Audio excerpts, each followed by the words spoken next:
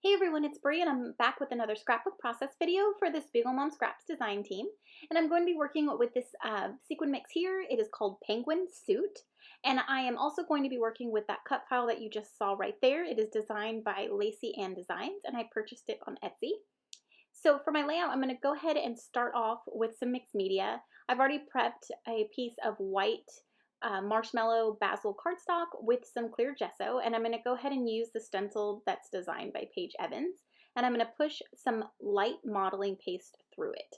Now I am just going to cover basically the midsection with the paste through the stencil, and I'm going to go ahead and apply some Distress Oxide inks, another technique that I've done in another video up on my YouTube channel. It's a technique that I am completely obsessed with right now, so I just had to do it again. So here is the cut file that I've already cut on my silhouette. Now this specific cut file, it gives you the actual cut file, but then it also gives you the insides to back the cut file with, which was super handy and so fantastic. Obviously you can go ahead and offset the cut file in Silhouette software and do it yourself, but the work was already done for you. So it was super simple and I absolutely love how it was set up.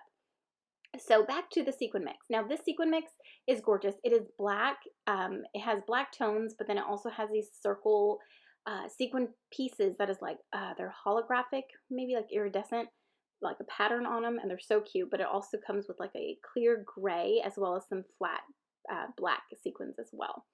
So in my opinion, that penguin suit mix matches perfectly with the Fifth and Monaco collection that I'm using here to back my cut file, and then I'll also be embellishing with it as well on my layout. So I'm just backing this cut file. Now it goes fairly quickly. I did leave this specific part in real time. I didn't speed it up.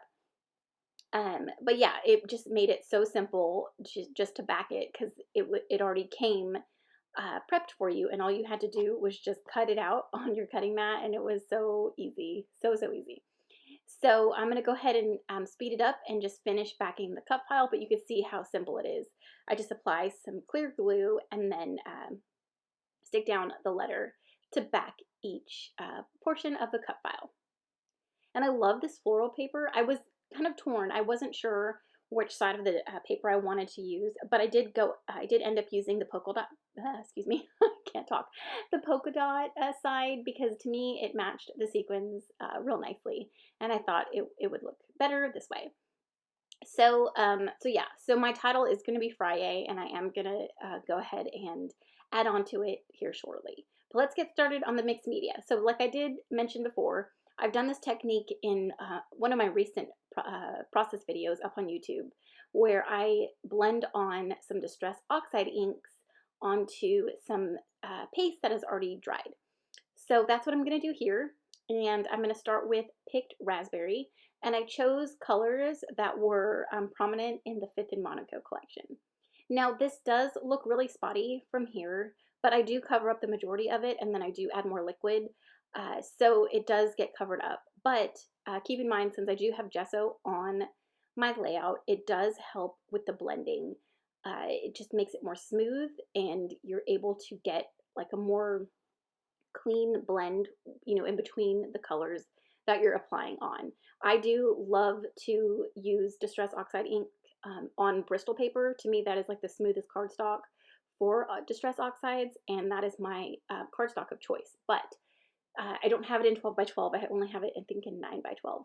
So I just went with my basil marshmallow, and see, the blending here isn't too bad, especially when I add water and extra like splatters and stuff, and then I cover it up. You can't really tell at all for the most part. Okay, so the other colors I've used is, let's see, Dried Marigold, Twisted Citron, as well as Lucky Clover. And those colors are so pretty and so summery. And then I'm just going to go back in and kind of blend in the colors. And I did have some Post-it tape on my fingers, so I wasn't like picking up color and getting it onto the other colors as well. So I wanted more movement in my Distress Oxide inking, I guess. So I took out my shimmers. This is the first one in it's a Vibes in Sweetheart. And then I'm going to pull a Colorings, I think it's a Colorings. No, it's a Spritz in Practice What You Peach. And then I'm just going to spray it on in the middle and add some water and then kind of spread that extra color around and then do some splatters. I just wanted more movement. I didn't want it as flat, so I thought adding more color, like another liquid, and blending it on will give me that, the extra shading and more like of a watery technique. And then when I'm doing this, it'll actually get some of that distress oxide moving as well and get it blended and all that. So the other colors that I've also used is a Colorings in Don't Citron Me, and then a Spritz in Four Leaf Clover. And to me, I mean, I matched these colors perfectly, and I just love my shimmers. So in order, like, I do love my Distress Oxide inks, but I also love my shimmers. So I was super excited that I was able to add them on to this page, and I love the way it looks.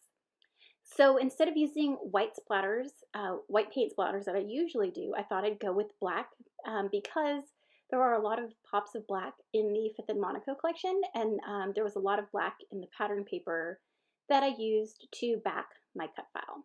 So here's an up-close shot of all the mixed media. Look at all the texture, all of the color. You could see the oxidation from the inks from when the water hit it and then it was, lifted off.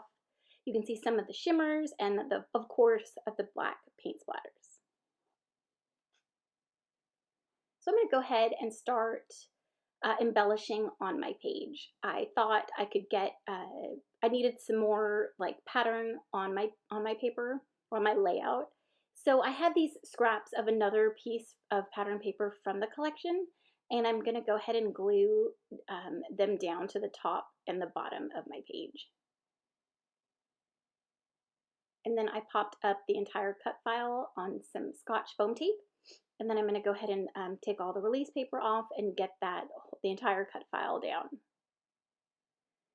Now, the photo that I'm using for my layout today, it's a photo that I've wanted to use on a project for a long time. I printed this photo years ago, so I'm super excited to finally be able to get to use it. And it's of my son. We were still in Hawaii. I think it was my oldest son's like basketball, it was like a team picnic, I guess, where they gave out awards and stuff. So we were at the beach all day and it was so much fun. So of course the sun was setting and I wanted to get him like a silhouette shot of him, and this was the best one that we did because he was too crazy. He wanted to go out and play. So I went with this one, and I love how it turned out. So I had fussy cut some of the florals that you see on my mat, and this is using the back side of that polka dot paper. So I have those florals cut out, and I'm going to go ahead and embellish my layout using those. So I'm going to build on my title, and I pulled that Everyday Ephemera piece from the Vicky Boutin Wander. I don't know if it's Wander or Let's Wander. I can't remember exactly what it's called, but it's her most recent collection. And I've pulled these foam thickers as well. So my title is going to be I Wish Every Day Was Friday. And I thought it was cute because, he's at the beach, or we were at the beach, and I think this was taken on a Saturday, to be honest. But that's okay. It was the weekend, and to me that counts. And he's just jumping on the beach, with the, palm trees and the sunset behind him. So I thought it was fair and it counted. So yeah, I'm just going to keep continuing on embellishing. And I'm going to go ahead and start adhering those fussy cut florals into a few different clusters around my page.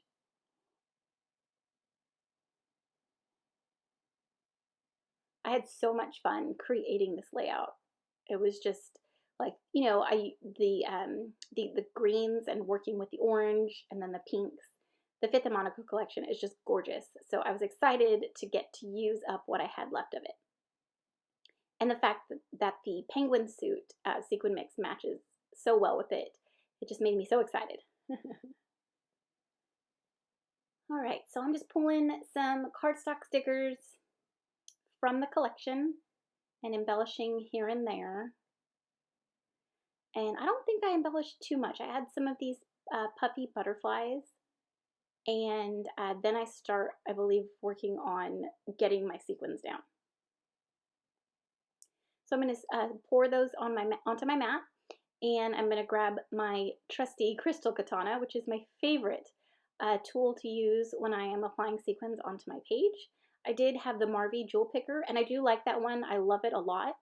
However, the glue sometimes gets stuck on there, and once it's stuck, you can't scrape it off like you can with the crystal katana. So the Crystal Katana's tip is made like of wax. So if there is like glue residue stuck to it, you can pick it off, and you can also purchase other tips. So I found mine at Hobby Lobby a couple years back, and it was for $24.99, and I used a coupon, and I was able to save. And to me, that was worth it because I absolutely love that tool. So yeah, that is it. There's my code Brianna15 to save you 15% off. I just scattered my sequins around my page like confetti, and I love how it looks. Thank you so much for watching, commenting, and subscribing, and we'll see you in the next one. Bye.